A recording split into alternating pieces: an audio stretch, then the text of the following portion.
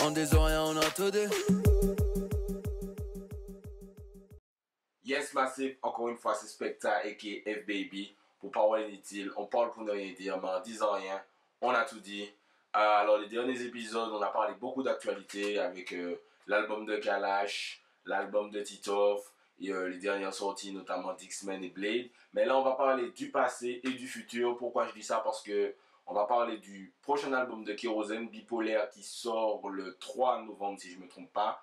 Et avant d'en parler, enfin avant sa sortie et la chronique que je vais probablement faire, on va essayer de revenir un peu sur l'évolution de Kérosène et comment moi je l'ai vu, comment moi je l'ai perçu au fil des années, à travers ces différentes périodes, ces différents clashs, ces différentes musiques, ces différents alliés, ces différents ennemis. Et on va voir un peu comment je le vois au début jusqu'à maintenant à travers du coup mes lunettes. Peut-être que vous avez une autre vision du truc, n'hésitez pas à me le dire dans les commentaires. Alors personnellement, j'ai connu Kérosène en 2003, environ 2002, 2003, 2004, je ne sais plus exactement quelle année, j'étais au collège en tout cas. À travers bien sûr son clash avec Saïk. Donc moi je connaissais Saïk bien sûr par rapport au package Admiralty qui fait des feats avec lui, au gros feat qu'il avait fait avec Dali, Fonuche Benou qui a été un gros hit en Guadeloupe, en Martinique et je pense même ailleurs, possiblement dans la Caraïbe, même avec des sons solo comme OP sur le Locked Up que j'avais beaucoup aimé. Donc voilà, je connaissais Saïk par rapport à ça. Et un jour, on me ramène une clé. Hey yo, t'as entendu ce gars-là, il clash Saïk, etc. Je dis, clash Saïk, c'est qui truc? J'écoute, je dis, waouh! C'est pas mal, c'est violent, tu comprends pas pourquoi il clash Saïk, mais tu te dis c'est super sympa. Ce clash, c'était Guérilla, dont je vous ai parlé dans mon historique de clash il y a quelques vidéos avant.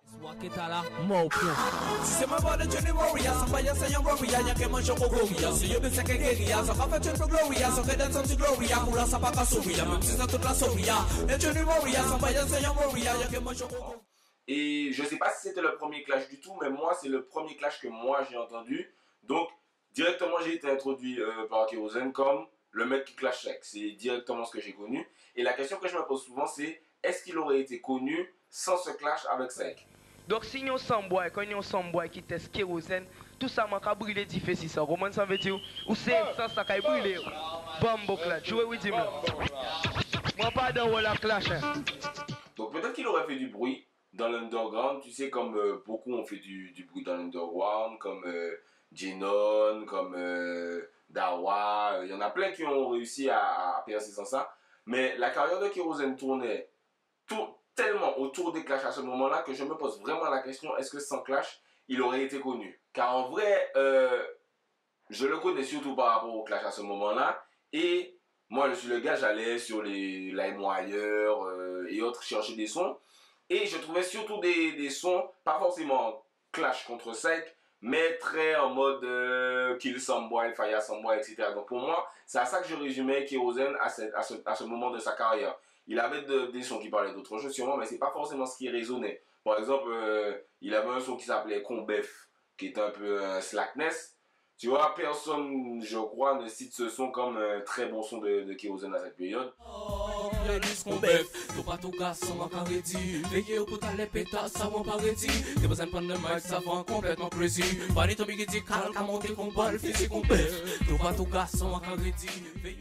Par contre, on retient, comme je dis, Guérilla, on retient YY sur le Dash à Fire Redeem qui m'a beaucoup marqué. Brand New aussi est super sympa, super classique pour cette période-là. Donc voilà, des sons de Kérosène, Bonao, etc. On retient surtout les sons en mode Kill Someboy. C'est surtout ce qu'on retient de Kérosène à cette période-là. Ok, Waketala. Si internet yo kari palo la la yo pas dire bonjour, yo pas comprendre que nous c'est brand new. C'est en façon que nous kari c'est tous les jours. Que vous êtes yo pas casser tout café mon frère flou. Yo kari palo la la yo pas dire bonjour. Et à cette période, justement, le grand public le voit un peu comme une sorte de Vegeta. Pourquoi Vegeta? Parce que t'as la team Sangoku, Krillin, Piccolo qui est Saïk, Samix, Métis, etc. dans le Genesis. Et t'as Kérosène de l'autre côté avec son Black Scarecrow. Black Scarecrow, on connaît pas vraiment les autres membres, on connaît Shabba et Je sais pas si c'est Kenzie qui était dans le Black Scare France à cette période-là, je sais pas du tout, désolé. Voilà, on connaît surtout Kérosène, qui est un peu le végétal, entre guillemets haineux, pas haineux dans le sens haters, mais le mec qui a la rancune tenace contre Syke et qui va et qui le clash contre Syke et Samix, du coup, qui va et qui le clash et qui le clash. Je vais revenir dessus dans un prochain épisode sur le clash, mais c'est un peu comme ça qu'on le voit à cette période-là, le mec qui attaque le Genesis et, entre guillemets, qui fait son buzz sur eux. C'est un peu le 50 Cent de l'époque de Guadeloupe, c'est-à-dire que 50 Cent, il a fait son buzz en clashant les Ja Rule, et Kérosène, il a un peu fait son buzz en clashant le Genesis. Après ça, il connaît une sorte de période de creux. Selon moi, après moi, j'étais pas en Guadeloupe, donc je sais pas exactement comment ça se passait au niveau buzz pour lui. Mais il connaît une grosse période de creux à la période où ça commence à vraiment exploser, Samix commence à vraiment exploser. Il y a l'arrivée de Young Chang en plus. Donc le Genesis commence vraiment à prospérer. Et j'entends plus trop parler de Kérosène pendant facilement un an et demi, j'entends plus trop parler de Kérosène. Enfin, c'est l'image que j'avais. Moi, après, j'étais pas en Guadeloupe, je sais pas comment ça a été perçu. Et ensuite, il revient, boum, avec plein de gros sons sur les sites, Calotte Lyrical, etc., Big Up My Nigga Side. Il revient avec plein de gros sons marquants, Living in the Block, Fireman, 440. Brusquement, il revient, ils sont plein de sons pendant toute une période, je crois que c'est 2006, 2007, 2008, par là. Si Kérosène, même si Kaye, number one et taillé, pas je m'en défavais, ni pour faire ni pour flyer pendant, yo kapaye, tu ne m'as qu'à casser paye, même la gamme mêlée qui yo tout à te que meilleur, c'est king, yo c'est valé, c'est souhait, mais yo kapalé.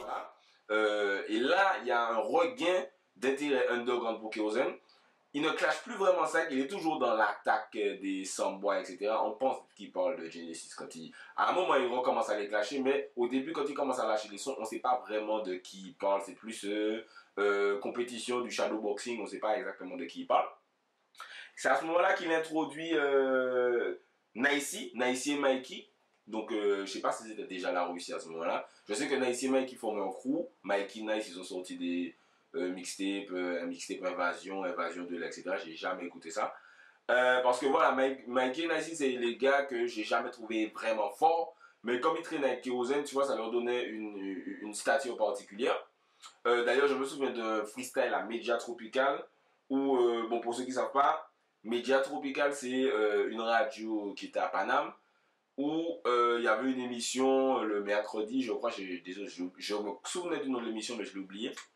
Et dans cette émission, il y avait des gros freestyles qui s'organisaient. Il y a Paye qui a été fait un freestyle. Il y a un freestyle Chris Mighty Killer X-Men. Il y a un freestyle, mon préféré, moi, c'est le freestyle Samix et Big J. Parce que c'est un freestyle, tu t'y attends pas du tout. Mais tu sens qu'ils avaient faim sur le freestyle. Et ils ont joué pendant, je crois, 15-20 minutes. Ils ont enchaîné, fait des passe-passe sur des gros classiques. C'est vraiment mon freestyle préféré. Il y a un freestyle de Dawa qui est super classique aussi.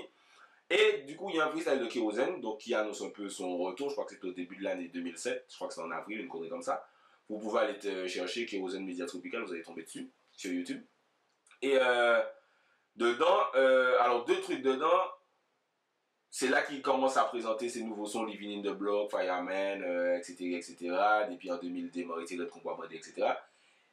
Et c'est là qu'on sent vraiment que c'est vraiment un son de Kill Samboy qu'il est plus fort, parce que je me souviens à un moment il met le Artillery Rhythm et il chante un son contre Babylone, contre la police, et tu vois son équipe ne pull up pas vraiment, le son il est sympa sans plus, et bien il dit pull up, bon, remettez. Et il remet le son, il commence à chanter Fireman, il dit yo pas qu'on nous comique, que nous denga fasse nous filmer chronique, bullet, si tout possible on est tout à colite, et là pull up, incroyable. Donc ça prouve vraiment qu'il a toujours été plus fort quand il tue les Sambois que quand il essaie de parler d'autre chose. Même si forcément tuer les Sambois, ça va pas te faire avoir une super grosse carrière.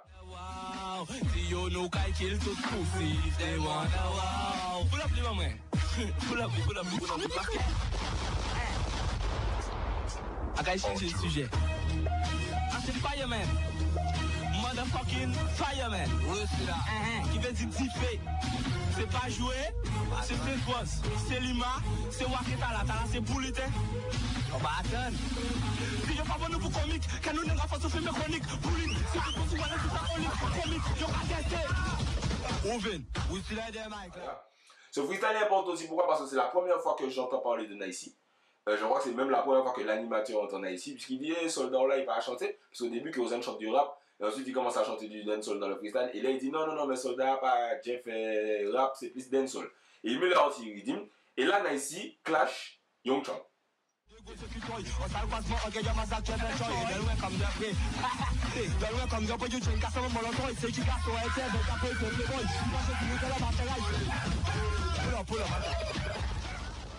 Et c'est là que j'ai toujours eu un a priori négatif vis-à-vis de Nice à ce moment, à partir de là, j'avoue, parce que je te connais pas, et tu arrives, tu clashes Young Chang directement. Il chante un son qui s'appelle, je sais pas comment ça s'appelle, mais il dit de loin comme de près, Young Chang casse son maman locoy, il pas dit nous que maman c'est encore boy, avec moi. Et je me suis dit, attends, je te connais pas, tu arrives, tu clashes l'un des meilleurs chanteurs de Guadeloupe, machin, donc j'ai toujours eu un a priori négatif sur Nice.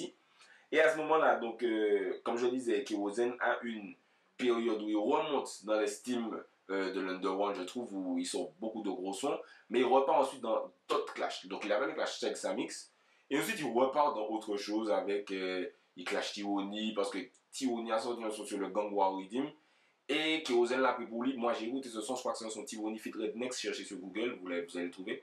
Et il dit Niolo Capoye pour Movado, et je sais pas pourquoi Kérosène a pris ça pour lui, peut-être qu'il y a une histoire derrière ça que je connais pas. Mais vraiment, je trouve que Kérosène, alors sur le son où il clash Tiwoni, Rasclat for Life, classique, lourd, mais j'ai pas vraiment compris les raisons. Et je crois que c'est un des trucs avec Kérosène, c'est qu'il clash les gens, et à cette période, et qu'on comprenait vraiment pas trop pourquoi. Écoutez-moi bien, maintenant pas Movado. Just bon, mon mic, avec un gunshot, moi pété ici, yo. On va cailler. Rasclat, moi pas Movado, hein. C'est Kérosène, one shot lyrical, Double XL, Sainte Rose. Par contre vous, ou pas Capleton non plus.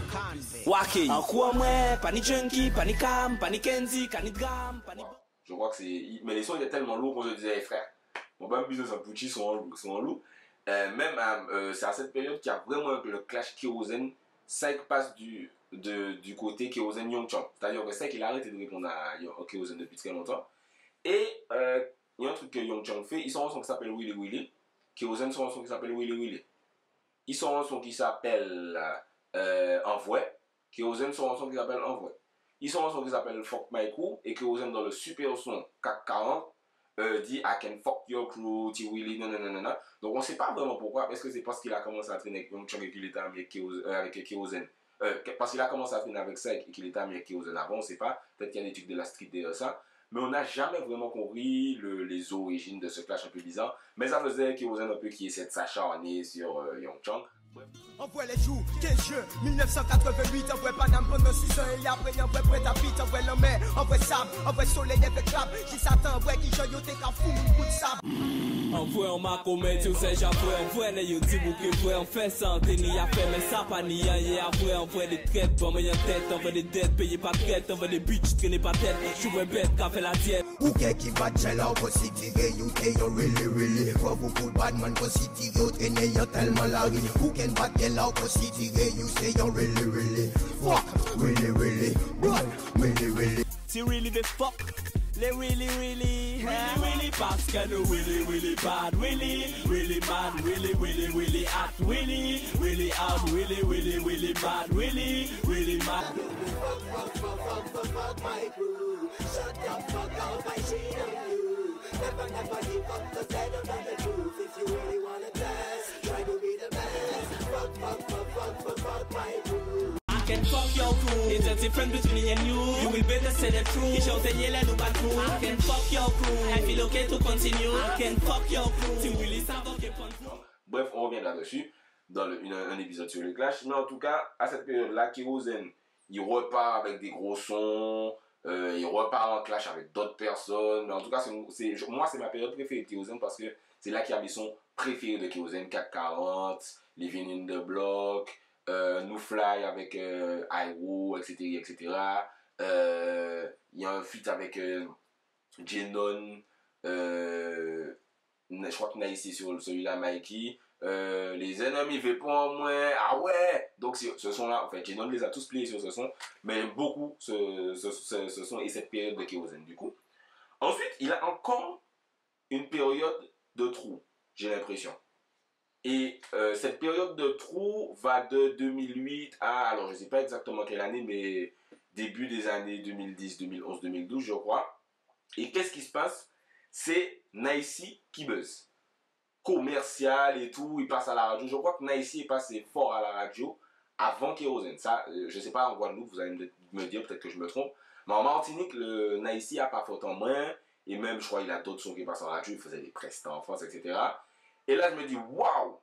Nice a buzzé avant Kérosène. Incroyable, tu vois. Parce que Nice, comme je vous dis, je l'ai jamais.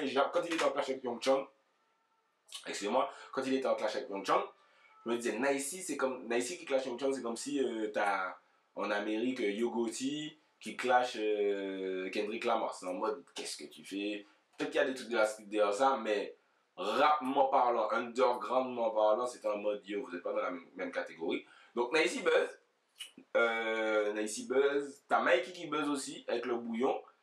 Et donc à cette période-là, forcément, Kérosène fait une sorte de retour où il surfe un peu sur. Il surfe pas vraiment sur le buzz puisque c'est lui qui les a mis là. Mais en tout cas, la Russie, en tant que collectif, commence à bien buzzer à cette période-là. Et Kérosène en profite pour revenir avec des sons plus édulcorés et adaptés à avoir un succès commercial. Il fait des enfailles, il fait des sons pour les meufs. Il commence à mettre beaucoup de vocodeurs sur ses sons, à faire des petits refrains sucrés, etc. Et c'est à cette période qu'il l'explose vraiment et qu'il y a beaucoup de gens qui commencent à devenir vraiment fans de Kérosène. Il est une autre image. Il faut savoir qu'avant, tu vois, Kérosène, c'est le mec qui avait pas de cheveux, machin, machin. Ensuite, la période 2006-2007 où je vous parlais, ses cheveux commencent à pousser, commencent à avoir les tresses, machin. Et quand il revient avec les locks, l'or, les tatouages sur la main, machin, machin, là, c'est Kérosène 2.0. Il a exactement l'image qu'il faut pour percer, que ce soit au niveau du public, au niveau des médias, etc., etc.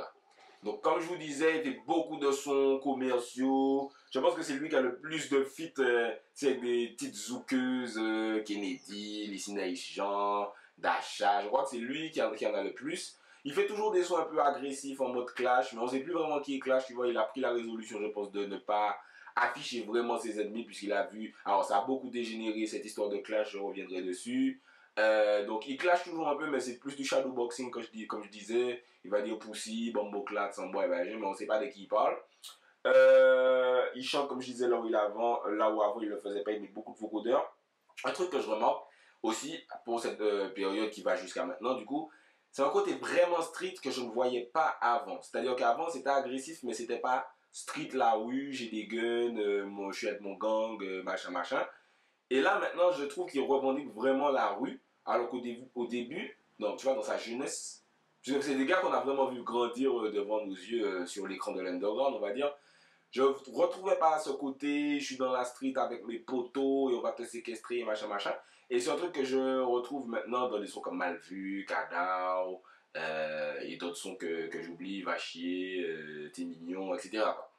Donc voilà, c'est un truc que je ne retrouvais pas. Après, il faut dire que dans son premier album qui s'appelle Sky is the Limit, il parle du fait qu'il ait vu un de ses amis mourir, etc. etc. Donc peut-être qu'il était déjà en mode il essaie de vivre une vie de rue, mais que cet événement-là a remis, enfin l'a libéré par rapport au fait d'en parler, de parler de cette souffrance, etc. Il faut savoir que Kérosène aussi, il y a cette semi-polémique qui fait que, bon voilà, on sait comment il s'appelle Lurel Sébastien, on sait qu'il y a un homme politique qui s'appelle Lurel machin machin. Donc il y a cette polémique aussi qui apparaît au fur et à mesure, comme quoi pourquoi tu nous dis que tu es un mec de la rue alors que ta famille est riche, etc. etc. Donc ça aussi, c'est un truc qu'il n'a jamais vraiment expliqué, il en parle un peu de façon dérisoire pour dire qu'il s'en bat les couilles de l'opinion des gens. Mais c'est un truc qui revient de temps en temps sur internet, on peut le voir apparaître sur Facebook. Par exemple, il avait posté une photo avec son père. Et son père ressemble au politicien Lurel, mais c'était pas lui, ça a fait tout un toulet, etc., etc. Donc voilà, un côté street qui a apparu et que, tu vois, qui change beaucoup de par rapport à avant où il était plus dans le bon boy, mais pas dans on est des thugs. Donc voilà, il y a eu la période clasher où il attaquait, je crois, 80% du game. La période agressive, mais sans forcément dire trop de noms, et ensuite il revient en clash, et ensuite il a encore un moment où il disparaît, et ensuite la période où il revient grâce au succès de la Russie, prendre la place qui est la sienne. C'est une belle success story parce qu'il y a beaucoup de chanteurs underground de sa carrière qui n'ont pas vraiment eu la carrière qu'ils méritaient. Moi je pense tout de suite à Jenon. Jenon c'était l'un des chanteurs que je préférais, il n'a jamais vraiment eu cette assise commerciale que Kérosène a eu alors qu'ils étaient tous les deux dans le hardcore une période. Donc avant son nouvel album, il y a eu le premier album qui s'appelait Sky's the Limit. Alors je ne l'ai pas spécialement écouté, il y avait un peu des trucs répétitifs. Il y a un son qui s'appelle Money, un autre qui s'appelle Simoni, un son qui s'appelle Bas Public en moins. Dans En fait, il dit Bas Public en moins en fait. Enfin, il y a pas mal de sons de meufs qui s'enchaînent. À un moment, il y a un enchaînement Siwo, Arc-en-Ciel, Undo Stress, Tchembe, moins tout priard. Ça fait 5 sons quand même. 5 sons pour les filles qui s'enchaînent, alors que tu vois, c'est pas vraiment comme ça que j'ai connu Kérosène. Donc j'étais un peu mitigé par rapport à cet album, je vais pas mentir. Il y a de bons sons dessus, notamment Madame, Undo Stress qui est un bon son, même si c'est assez ouvert. Il a de bons sons entre les deux, alors entre cet album et l'album qui va sortir. J'ai beaucoup aimé Mal Vu, il a fait des sons avec lyrics, il a fait Jutsu. Moi je vais faire le puriste à la con, je préférais le Kérosène d'avant. Mais forcément, je comprends que c'est pas avec le Kérosène d'avant qui va passer en radio, qui va faire des tournées, etc., etc. Je comprends que être le nouveau Kérosène, c'est plus lucratif pour lui. Donc, pour ces albums, j'ai l'impression que c'est le syndrome du bon artiste qui, quand il arrive dans le mode commercial, essaie de faire un peu plaisir à tout le monde. Et c'est un peu compliqué parce que tu en perds l'identité de l'artiste qu'il y avait avant. Donc, c'est très compliqué. On va en reparler pour la chronique de son prochain album. Bipolaire qui sort du coup début novembre, qui est déjà en précommande. Donc voilà, c'était un peu la vision que j'ai de Kérosène à travers les années. C'était assez rapide puisque j'essaie de ne pas faire de vidéos trop longues. Je reviendrai sur ces clashs dans une prochaine vidéo de clash. N'hésitez pas à me donner les moments importants que vous avez aimés dans la carrière de Kérosène. Si vous êtes d'accord ou pas d'accord avec les différentes périodes que j'ai citées. Donc la période clash, la période où il revient, la période où il repart, la période où il revient en mode commercial. Donc n'hésitez pas à faire tout ça, me check sur Snapchat, Specta972, on continue le débat dessus. Vous pouvez me suivre sur Twitter aussi, Instagram, je débat aussi pas mal sur Twitter.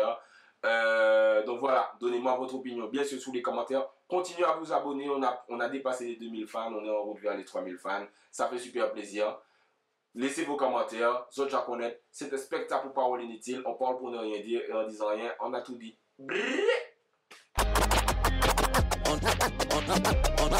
On des oreilles, on a tout dit.